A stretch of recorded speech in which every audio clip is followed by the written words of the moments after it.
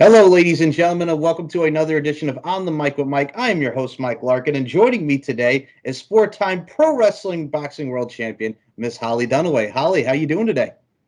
I'm great. How are you? I cannot complain. First and foremost, I am a fan of your work, and I love what you've been doing. I've seen your YouTube channel and all the videos that you post, constantly with training and constantly doing a lot of great exercise for a lot of people out there. So I got to say, I got to give you kudos. Thank you. I appreciate that. I've been working hard at it. And when you're just starting out on social media, trying to make a living at it, you kind of got to work for free for like 6 months before you can be monetized on all the platforms. So I'm sticking with the grind and the struggle right now, but I'm loving doing it. And it's giving my body a break from getting punched and choked. So, I think enjoying what I'm doing is the most important thing. Well, that's the thing. If you're not having fun with what you're doing, then why do it, right? What's the point, right?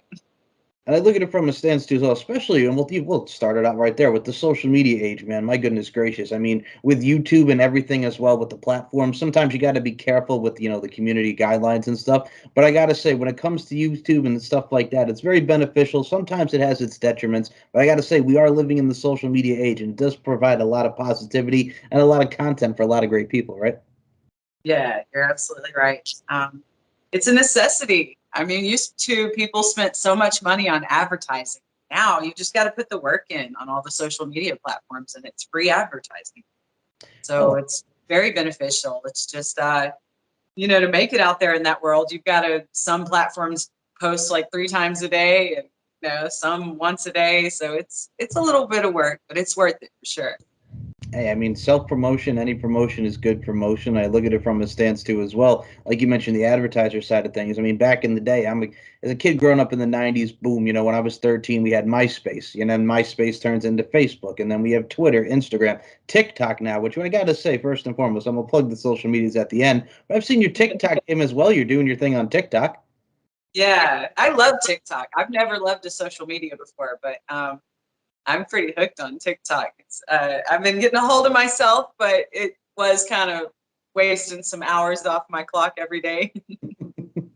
Well, I mean, with TikTok, I mean, it's not just, and a lot of people see it. Oh, it's these challenges. It's just dancing videos. No, there's things that you can promote yourself and make a lot of good stuff with TikTok. So it's not always just dancing videos, right? Right? I mean, I love the forbidden knowledge part of it. 'Cause I feel like it's less censored or not as quickly censored as a lot of the other social media platforms. Oh, absolutely. And I mean, I look at it from a stance too as well. I mean, we had Vine back in the day, and some people find it as like an upgraded version to Vine. But I mean, Vine for the period of time that we had it was very successful. You had some 20-second videos, boom. You could put some entertainment into it. And I think for you as well, it's another chance to grow, and it's another platform that I say for right now, it's all the rage, it's all it's all the craze, if you will. So I mean, we got to make what we make with it. Right? And TikTok's the only platform I've had viral videos on so far. I've been live with my workout channel for 10 weeks now, and I've had 3 viral videos in the past month on TikTok.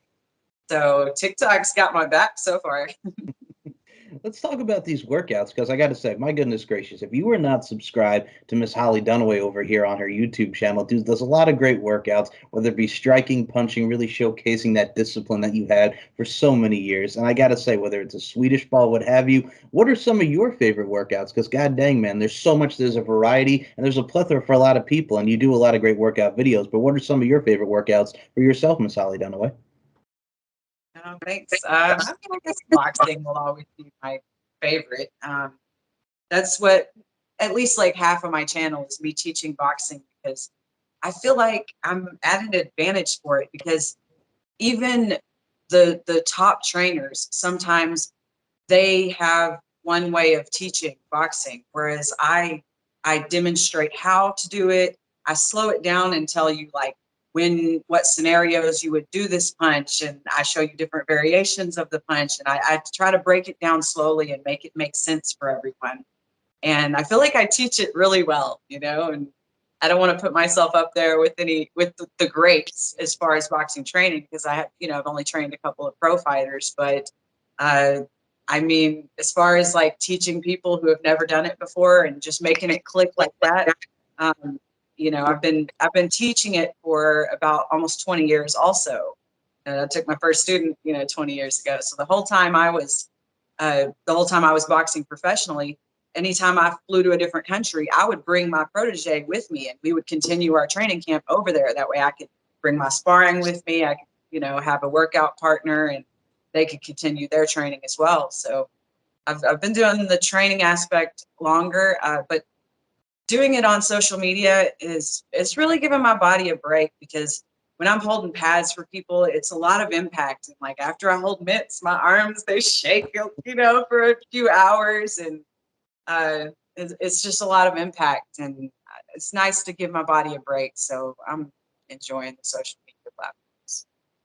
I look from the training side of things, and I'm sure this has got to make you feel such fulfillment. When it comes from the trainer side of things, man, when you look at a trainer, man, it's motivating you. It's really showing you the discipline side of things, and it really helps one person. And what we're doing is we're touching people's hearts while also motivating the mind, the body, and soul. It's a wonderful feeling. So I'm gonna say for you, you must have that such fulfillment, and I can tell from your positivity and your overall energy that you put into it, man. That's got to be such a rewarding and fulfillment feeling for you. Yeah, it is. Well said too.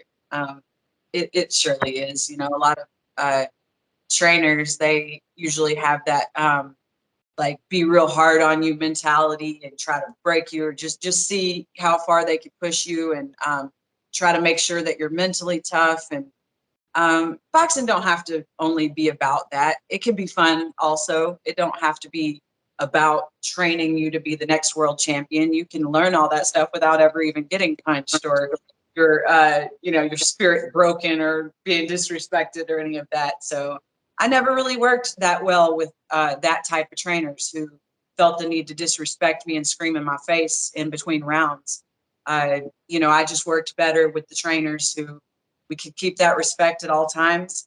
And, I could sit in my corner and in between rounds, and they could give me like a minute to get myself together, a little pit stop, like, get the sweat off, the cuts together, and get me a drink. And then, the last 30 seconds tell me like what's not working, what's working, like in a calm manner. But so yeah, I try to keep the positive attitude with teaching boxing as well. I feel like it's helpful because it was helpful for me.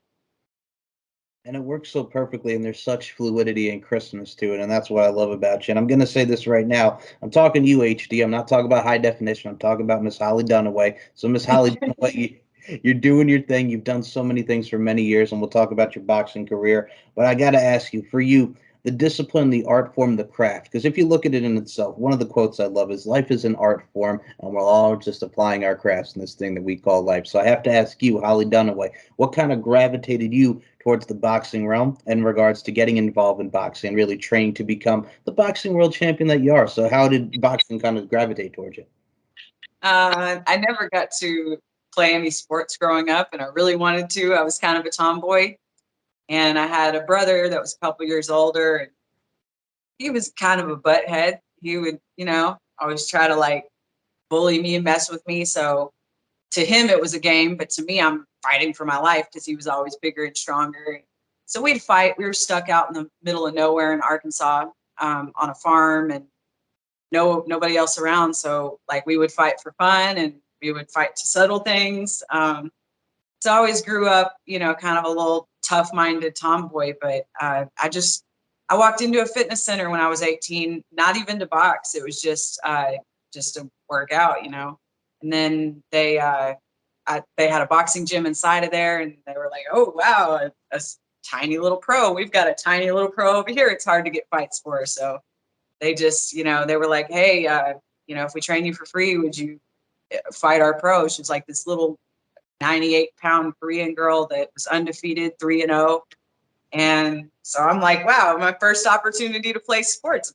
Done, let's do it. And it just escalated from there. My first time getting into the ring, I felt like a superstar. I never really got to feel that before. And it was addictive. I knew I wanted to dedicate my life to it after I stepped out of the ring. And I lost. I lost my first fight in like kind of a dramatic fashion, because it was literally like 2 weeks after they were like, "This is how you throw a jab." I was in my first pro fight with no amateur experience. But I just the ref like stepped in to stop it because I was getting hit too much. But like when I was landing, you know, they get the whole crowd on their feet because I was the stronger fighter, even though I wasn't the better boxer. And it was just addictive. And I got out and you couldn't get me out of the gym. I was in there 7 days a week. My trainer's like, you got to give your body a day to rest. And then after, I was fighting every single month pro fight. So I was just eager to learn. And I was sleeping it out before I go to bed. I'd do the visualizations and, you know, never let self-doubt in there. So it really did run my life for a long time, but in a good way. I think when it comes to our losses, I mean, sometimes our losses are our wins and our gains because we learn from that. And life is a big lesson in itself. And I got to say, first and foremost, you're doing this, and then 2 weeks, bada boom, you're thrown in there, you're doing your thing. And I think what's great about it, too, is, man, you're just really, like we talk about the positivity aspect, it's one of those things where you have to eat, breathe, and sleep what you're doing with your craft to only to continue to apply and hone your craft. So, I mean, it showcases that. And I mean, I'll say it right now. I've seen some of your bouts with Maela Perez, Anna Marie Torres, D. Hamaguchi. It's one of those things where the crispness that we talk about, but each and every fight is very different, and you provide a variety with your strikes and your kicks. Yeah, sure. Those were some, you know, you brought up a lot of Hispanic fighters that I fought just now. Those were some wars, you know, like a lot of Hispanic fighters are just naturally aggressive and they throw a lot of punches. So you've got to keep up with that output right there. And then they got a lot of heart and a lot of passion. So if you hit them, they're just like, so what, you know, and they just keep on coming. So yeah, those were some definite wars. And you do have to love this to do it because it hurts. It's got a lot of bad things to it, you know, a little bit of corruption. That kind of hurts when you give up your life and do everything right and then don't get the fair shake. And also, you know, like there's been nights where after the fight I would go up like a fourth or fifth weight division and I would be like with a Walmart bag full of ice on my head screaming into a pillow. You know, I've seen some of the bad sides of the concussions. You know, you really do. That's not like a normal thing or anything. I think I only had like 2 major concussions, but you know, you do have to love it. You do have to like stick with it through thick and thin, kind of, and stick it out if you want to make it to that world champions level. I think what I love about it too is, and well, first and foremost, I'm going to say when you talk about the Spanish fighters, man, it's one of those things where here's why I love the international side of things, because when it comes to the States and when it comes to international side of things, whether it's Mexico, Japan, the UK, we all get to incorporate our repertoires and we get to experience different cultures, and I think that's one of the best things about boxing and any combative natured sports. We get to really travel and really experience the culture, while at the same time, man, we get to hone our crafts, and I think that's very important for both international coming to stateside and stateside for everybody going international. I mean, it's a nice mix and it's a nice blend. It's a variety for everybody. Yeah, for sure. International fights, I was always grateful for them, even though sometimes you don't feel like you could get a fair shake in someone else's country. It was worth the risk.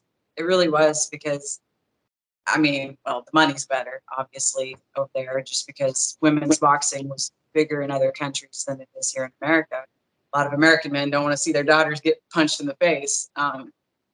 Whereas, you know, other cultures, they have a lot of pride and, you know, the toughness, and especially in women. But the TV ratings over there are just, you know, through the roof. And they really, it's like they hold their female athletes to a higher regard in a lot of other countries. So it's worth taking that risk. And then when you do win overseas, it just means more to you than the other fights. It means more than the domestic fights.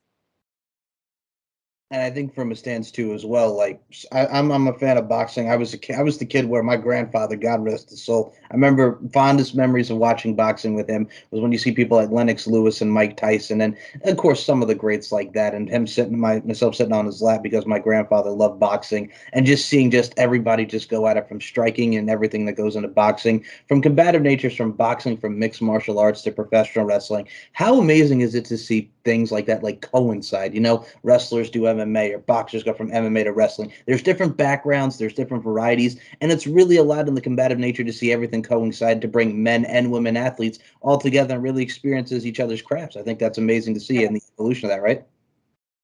For sure. And I think people that are fans of combat sports, they may have their favorites, but sometimes they'll give other sports a chance. And I've been on shows where they combine boxing and MMA together on the same card. So you kind of get like twice the audience, and maybe the boxing fans will give MMA a chance and vice versa. And I've dabbled in wrestling for the last 10 years, and not on a professional level. Well, I mean, I'm getting paid to wrestle, and I do the pro wrestling, but I'm not like with WWE or any of the big 3-letter organizations. I just do like smaller video stuff, and private sparring and things like that for judo and jujitsu. But I feel like even since my first day wrestling, I always kind of had an advantage because I had the boxing background. So I just kind of grasped everything easier. I had that explosive, or the explosive movements. I knew how to not telegraph whatever I'm doing. And I knew how to like calmly think through situations and not panic. So boxing, it really helped me with wrestling. And so it's good to see other athletes kind of combine the combat sports. And MMA, it's a mix of all of them. It's a mix of boxing, wrestling, and kickboxing. So everybody always asks me if I'm going to transfer into MMA, and I'm always like, no, because I don't want to get hit with an elbow or a knee. But the only thing I'm missing here is to kick somebody. It's just that I'm 5'0". I can't reach anybody with my short legs. So I just opt out of the whole sport. I don't know. Well, I'm going to say this right now. The term that gets applied after many times, it's very cliche, but it's also very true. Everybody talks about the jack of all trades. You could be a Jill of all trades in your own right, Miss Hollie Dunaway. You know what I'm saying? Do some MMA, pro wrestling, what have you. Explore, expand the horizons. I think you're a Jill of all trades in your craft, ma'am. Oh, thank you. I try to do everything well. I try to only bother doing the things that I'm passionate about and that I love. And I feel like any human that just does the things that they love, they're going to do well. 1,000%, and I look at it from a stance too as well. Like I'm gonna say y'all women are dominating whether in any sport or what have you. I think the amazing thing about women, and I was raised by a strong woman. My biggest influence in my life is my mother, and I've always said, women are a work of art that they are internally and externally. And what I love about women such as yourself and many women of all different facets of life is that we see a lot of strong women kicking butt and taking names and really showcasing their talents and doing their thing from the female empowerment standpoint and just overall as a whole. It's amazing to see some female athletes, and I include yourself in these sentiments, just going out there and showing their craft and really dominating. So I got to give it up to all the ladies out there. Oh, thank you. Yeah, I do too. I have a lot of respect for the strong women, because the stereotype, if we were to just go along with it, then life would be much easier for us, right? But there's a lot of respect in not choosing the easy route and choosing to do things yourself and actually live this life and go see about it. So it takes guts, and it's certainly not the easy route.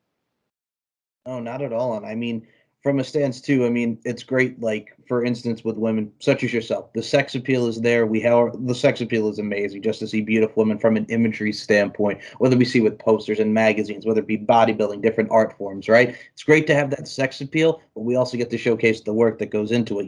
It's more than just the sex appeal. Let's have our craft. Let's have everything that goes into their careers or endeavors, what have you. I think that's important. It's nice to have that balance in sports like that, including with women. So I mean, it's a nice Yeah. balance and variety for people.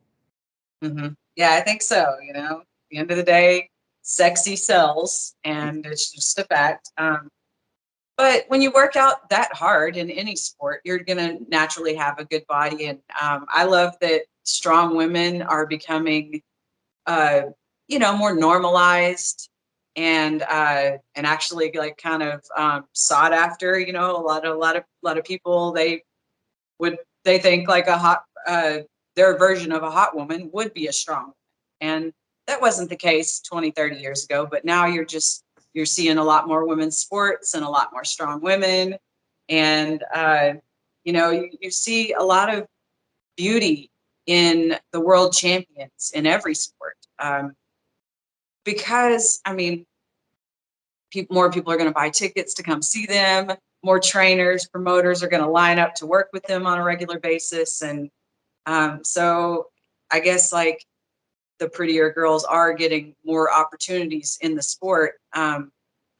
So yeah, I think I think it kind of helps. It helps out, definitely.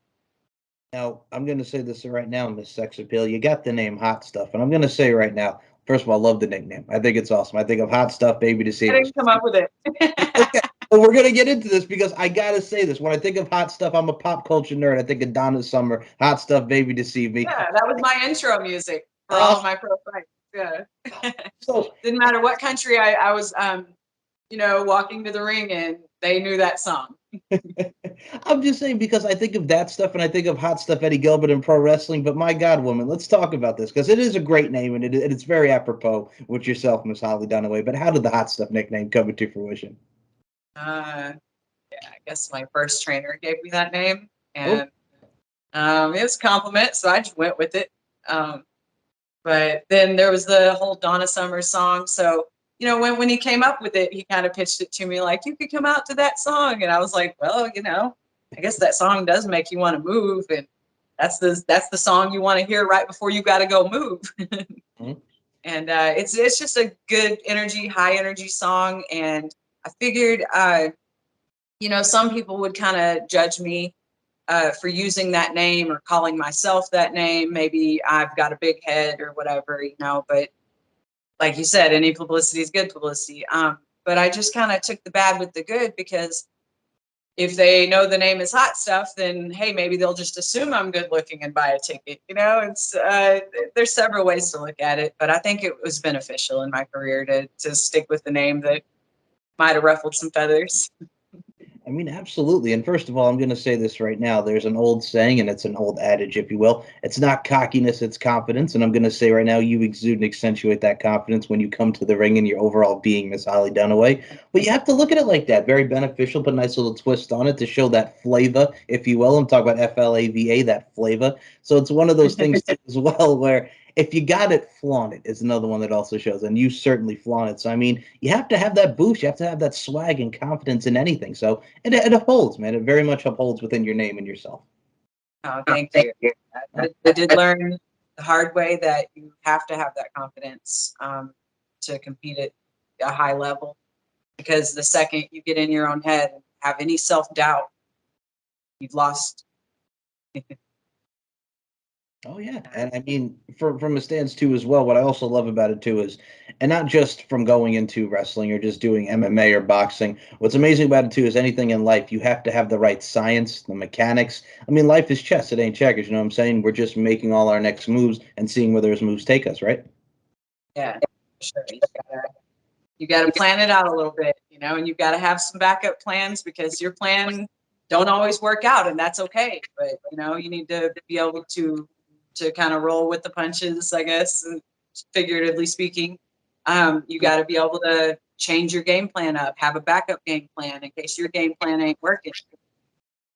Right. And I mean, from a stance too, as well, we're going to talk about this now. I've seen you do some work with Hit the Mat Boxing. I'm talking about the man himself, Mr. Darius. You have done a lot of the sex appeal side of things from the fighting side of things. And it's physical. And it's one of those things where it just comes off so good because Darius has worked with a lot of amazing women and has done a lot of great work in his own right. So I wanted to ask you that side of things. We get a little intergeneration. So talk about working with Hit the Mat Boxing.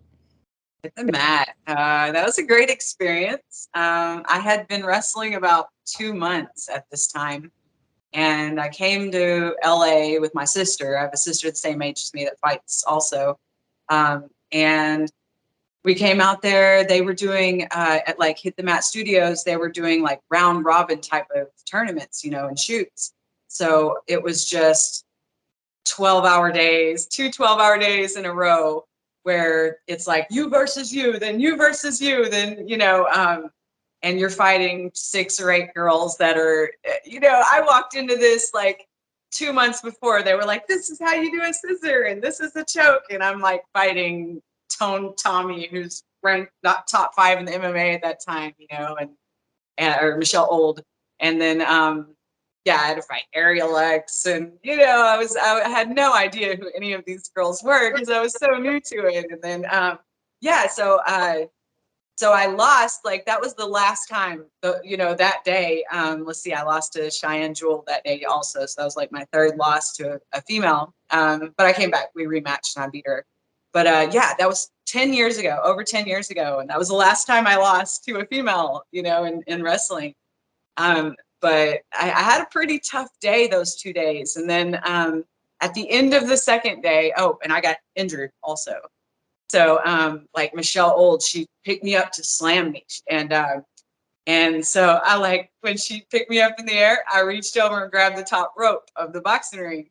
Oh, And so when I just, I had this smile on my face. I didn't know exactly how it was going to play out, but I knew I wasn't going down. So anyway, yeah, so I didn't go down the way she wanted me to. And so somehow my ankle hit her shin bone, created this like huge blood blister, like that big on her shin bone. But yeah, my ankle swells up. And then after we're done with that match, Darius is like, all right, let's do our boxing match now. So I'm kind of limping around in this and I'm tired. And he's just like 6'2", throwing his jab and just running from me. Like, he will not let me get close to him. And so, I'm trying to cut off the ring and chase this dude with a gimp ankle, and just tired. And yeah, so like towards the end of it, I was like, look, we're gonna have to, wrap this up. Well, let's figure out, so he made like a fun ending for it, all right, you're gonna have to get belly punched in the corner if when you lose this. So I just, I was a good sport, and just went on and, took the knee so it could be over, and took my belly punches. Yeah, that wasn't fun, but the actual experience and working with Darius, he's great, and he does put out some great content. They've got some really good fighters out there in LA, good group of girls. first of all, I'm wincing at the fact I'm picturing the injury of just landing on her shin and that impact and that ricochet, if you will. But yeah, no, I mean, I look at it from a stance too. Like, you're coming back with your gimp, as you put it, with your gimp leg, and I mean, that's the intestinal fortitude. And I mean, you look at that in professional wrestling, which, my God, I mean, this is like 21 years ago now. Triple H finished the match and he tore his quad in the middle of the match. So it's one of those things where the adrenaline is pumping, and you just go out and do your thing. But also at the same stance, I mean, you're working with people like Cheyenne Jewel and Ariel X, who, Madonna to me, you got Ariel X doing her thing with the evolved fights. Cheyenne Jewel is a beast in her own right. So I mean, you're working with a lot of great people that have that chemistry and fluidity, right? Yeah, for sure. And I learned a lot those couple of days. And yeah, I mean, I got to beat some really good girls that day too. But yeah, they kept getting me in this little side choke where, they'd get their arm behind my neck, and then they'd kind of like, take their body off to the side and then crush and I couldn't, everybody was beating me with this same move. But nobody's beat me with this move in the last 10 years because I just figured out how to not get in this move. But yeah, they were just, they were shutting me down with that move. Hey, And man. then, yeah, Michelle Old, she put me in an arm bar, and I haven't been in an arm bar since either. But she really didn't like, you're supposed to put those on kind of slow. She didn't really give me a lot of time to tap. She almost snapped my arm. Man, I got a little emotional after that one getting up. But I mean, it was just the heat of the moment. I don't think she meant to go, 0 to 100 with it. So that was that. Yeah, that was rough. I was 2 months into wrestling, and I thought about hanging it up after that second tournament. I was like, yeah, it's just too many injuries for one day. I don't think this is for me. But I went home and licked my wounds, and that fight, to this day, I hear about it. I mean, well, obviously we're talking about it right now too, but it still, people write me and email me, and wow, I saw your work on Hit the Mat. So it was beneficial for my career for sure. I'm gonna say right now, Papa Roach wrote a song. It was called "The Scars Remind Us." I mean, we all have to take our battle scars and wounds, if you will, and lick our wounds, so to speak. But I gotta say, it makes us, really, really learn and just continue to apply our crafts. Like for instance, you're talking about, 2 months in. I don't know if this is for me, but I look at it from a stance too as well. If you have a guy like Kurt Angle, Olympic gold medalist, wasn't for him, look how his career turned out with the WWE. I mean, my God, man, whatever walk of life that it is, you stick to it, and it really has show within your work. And I can't praise you enough. So, I mean, four-time boxing champ, IBA female mini flyweight champ, Meg, you have done a lot of great things, and you're going to continue to inspire a lot of people, Miss Hollie Dunaway. Thank you so much.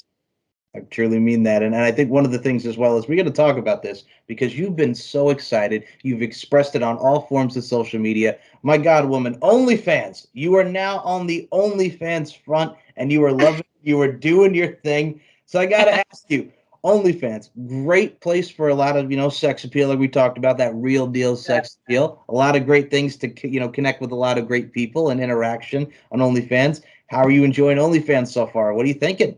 I love OnlyFans. I get to be my uncensored self. I don't have to worry about my kid fans hearing this or offending anyone because I know people came here to be offended. So it's really cool not having to think about what I'm saying before it comes out of my mouth and not having to think about what I'm wearing. And so OnlyFans, it's really cool. I'm comfortable naked. Let's put that out there. I did like a 10-page spread in Penthouse magazine. It was in a boxing gym, so it was like boxing themed and it was tasteful and everything. But yeah, I mean, I was slap naked. So I didn't really think I would go the whole nude route again. I thought I was kind of done with it now that everything's been like a decade. And but yeah, I mean, I still got the body, so why not, and then and I'm comfortable. So yeah, I'll do OnlyFans until it doesn't serve me anymore. But for now, it's fun. I'm going to say this with the utmost sincerity and respect. You got it going on, woman. You're a beautiful human being, and I mean that with the utmost sincerity and respect. And I look at it from a stance too, as well. Like with as far as being comfortable in your own skin and the nudity, and like you mentioned, posing in such an amazing magazine like Penthouse magazine, those covers. Mwah. But I look at it from a stance too, as well, Miss Hollie Dunaway. The body is an art form. You know what I'm saying? A lot of people put ink on it from tattoos and really paint their canvas. So Right, to and they had to go through some suffering to do that too. So And I mean, I look at it from a stance too as well. If you look at the human body in itself, it's beautiful. So I mean, why not showcase yourself, be free, right. feel liberated, right? Just what's normalized and what's not, and what's shamed in society and what's not. I mean, a lot of people, they don't really take into consideration right and wrong. They take into consideration what everybody else views as right and wrong. So a lot of people, they're not really capable of thinking for themselves. They're like, oh, if it's illegal, it's morally wrong. And it's like, well, some things are illegal because you know certain groups can't profit off of it. So, they'll deem it illegal until they can. And so, yeah, everything's not so black and white. Right. And I mean, I'll take it back to 1987 here when George Michael came out with "I Want Your Sex," one of his all-time favorites of mine, and one of the all-time classics. And you have lyrics like, "Sex is natural, sex is fun," and he talks about the overall sexual side of things. I mean, talk about sex sells. It's stuff like that in music or lyrics or something that really means a lot to people from a symbolism side of things. It's one of those things Mhm. where, again, you have the human body, you have that nudity expressing yourself, and I look at it from a stance too as well. And we talk about in today's society where people will shame everybody over everything, and everybody's got an opinion, they're just pop, pop, pop. But at the end of the day, if people are happy with adult work, OnlyFans, or whatever they're doing, could be fetish work, could be sessions wrestling, could be what have you. It's one of those things where if you love what you're doing, like we mentioned earlier, just go out and do it. You're not hurting anyone. You're just making your money. You're doing business, and you're putting your art Right. form out. And you can't live this life without judgment of others. It's going to happen no matter what you're doing. You're going to have some judgment from others, especially if you're putting yourself out there on a regular basis to be judged. It's part of life, but you can't let that dictate your life either, or you're just going to live a very limited life and not know what's for you and what's not. And not everyone's opinion of you matters. And there should only be like your small circle of people that you actually know in real life, that's opinion should matter of you. And I just try to remind myself of that. And I don't really get a whole lot of like hate mail for doing any of the like OnlyFans or any of that. But I feel like I'm not an easy target. I feel like if you're gonna go like, insult a woman or something, it's probably not going to be one that's been punching people in the teeth for the last 20 years. You go find somebody else to insult or, ridicule them for being a comfortable nudist. I don't do anything like sexual or anything dirty. It's just, I think nudity is beautiful, and in every form. I mean, I go to nudist resorts and you look around and yeah, everybody doesn't have a model body, but that's not what the beauty's about. The beauty is freedom, freedom of expression, freedom to be yourself, and yeah, just regardless of what anyone thinks. I mean, hey, I'll go back to the George Michael reference. It's like Freedom 90. Freedom, I won't let you down. I will not give you up. I mean, it's one of those things like if you have that freedom to do what you want to do on your social media platform, just live your life. Like talking about nudist resorts. I mean, look at it in popular culture, right? In 2004, we had Eurotrip, right? Showcases the nudist beaches, which is something that's very common in all forms of Europe and just really that particular market and that particular culture. It's wonderful. You know what I'm saying? Everybody, it's one of those things where it's about that 1, 2, 3 LOVE, right? Love God, love yourself, love one another. But it looks right there. Love yourself. And you certainly love yourself. Yeah. And I love others. Yes, you do. I try to, I'm not a judgmental person, but I'm constantly working on myself too to be even less judgmental. When you're making an effort to be non-judgmental is when you realize how judgmental we naturally are programmed to be. Wisdom right there, absolutely. And I think from a stance too as well, again, with the judgmentalness and just judgmental aside, it's one of those things where I always go into everything and everybody should with an open mind and look at stuff like that. Don't already maybe like close the door, if you will. Don't close your mind. And I think one of the things that we can really take away from this, man, we all got our spirits, and you cannot break our stride. You can't break our spirits. We got a lot of beautiful spirits out there, Miss Hollie Dunaway, and I'm talking to one right now. So your spirit shines and it glows throughout your images and in your work. So you got to be proud of yourself. I appreciate that. You're That feels good to hear. That's what I'm going for. That's That's what like I'm trying to share with everybody. Uh, just trying to share some positivity with everyone too. Hope that I can put them in the same mindset that I'm in, because I'm a happy person. And when you have something good, especially, you want it for everybody else too. So I love sharing my light. I just hope it affects people in a positive way. And I think it will, and I mean from a stance too as well. And for those who've not seen Hallie's videos on YouTube, it's one of those things too as well. You can go out there, you can do your back exercise, you can do like we mentioned the Swedish ball and showing some strikes. Hell, you could come out there and you could do your thing, whether it's on the playground or just wear a nice little dress, man. Which I got to say, I've seen the dress one. You look great, you look marvelous, spectacular. It's one of those things, man, where it shines through. So I mean, you get to showcase yourself, right? Yeah, I try to keep it a little bit goofy too. Sometimes I'm jumping on a trampoline talking about anything besides working out, and I'm just trying to not do the exact same thing as everybody else, and just always keep it positive, but also be informative and just show people different ways to move their body and make working out fun.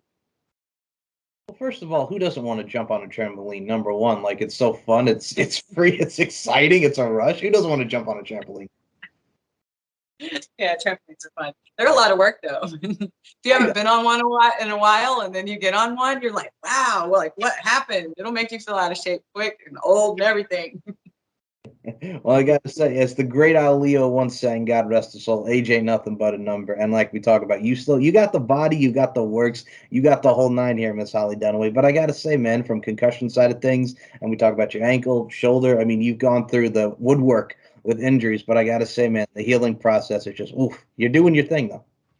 Thanks. Yeah, and I rehab everything myself. I was a fitness trainer when I was like a teenager, all the way up until maybe like about 22 years old. For about 4 years, I was a fitness trainer at a fitness center, and part of my job was people would come in and they would be like, I've got this injury, and they're just kind of letting me know so I don't push them too hard and re-injure them. But I would always think of ways to rehab those injuries. I'd be like, well, maybe we could work up to getting full range of motion in that arm again, just using like really light weights. And like, so I started rehabbing other people pretty young, and I got injuries here and there like any other fighter. So I just was always scared of going and getting surgery. And I always knew there was another way, whether it was acupuncture or cupping or chiropractors or alternative medicine, or trying to, if I want to get a little further out there, using the power of the mind to heal the body. And it's actually, it actually works. But there's just so many ways that we can heal ourselves. Our bodies are incredible, and they're meant to heal themselves.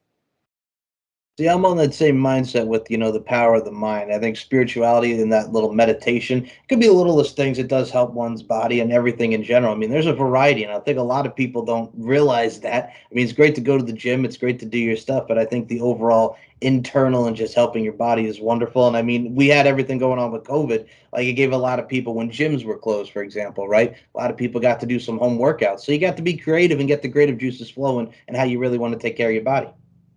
Right. So true.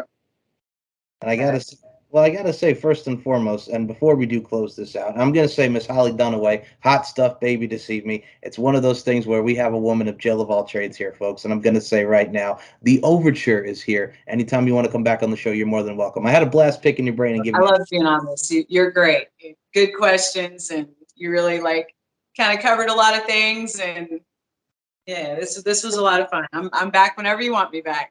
I appreciate you, Miss Holly Dunaway. I appreciate you. Now, I'm going to say right now, first and foremost, before I get to my last couple questions, I did mention HD, high definition, man. Can we also add that to like a nickname, man? That's pretty cool. Get a little high definition up there. Thank you. It's a little something. Get a little high definition up in there. High stuff, hot stuff, high definition. People can relate because everything's in HD. Right? Holly, yeah? Yeah, for sure. And I'm getting the video formatting and the technical side of things down. Whenever I first started my fitness channel like 10 weeks ago, I didn't really have a lot of the technical side worked out, but it's coming together for sure. I'm learning. Absolutely. Absolutely. Yeah, guys, add that to like you can put that on a t-shirt now. High definition Holly Dunaway. You know what I'm saying? It works. And here's the thing, nobody has used that nickname to my knowledge. So I mean, high definition, boom, right? Okay. If we could I could be like flexing in it and be like, right. Hollie. Right. I mean, if we can have Forrest Gump, with a man, you just stepped in dog shit. It happens. If stuff like that could happen in movies and how it translates equates to real life, why not? Right. Right. Why not? Absolutely. A couple final things here, and like I said, I love picking your brain because you have such that tutelage and knowledge about you, man. But speaking of the knowledge front, everybody gets into boxing, everybody gets into any endeavor in life. So I got to ask you, from being the four-time world champ that you are, doing your thing in boxing, doing your thing in wrestling, what advice would you give to up-and-comers, especially the women who are taking over the game? What advice would you give to anybody who wants to pursue boxing, wrestling, and really just wants to go out there and do their thing? Never doubt yourself. And a lot of fights are won up here. I mean, yeah, you do have to show up every day. You got to want it. But knowing you're going to win is the most valuable thing.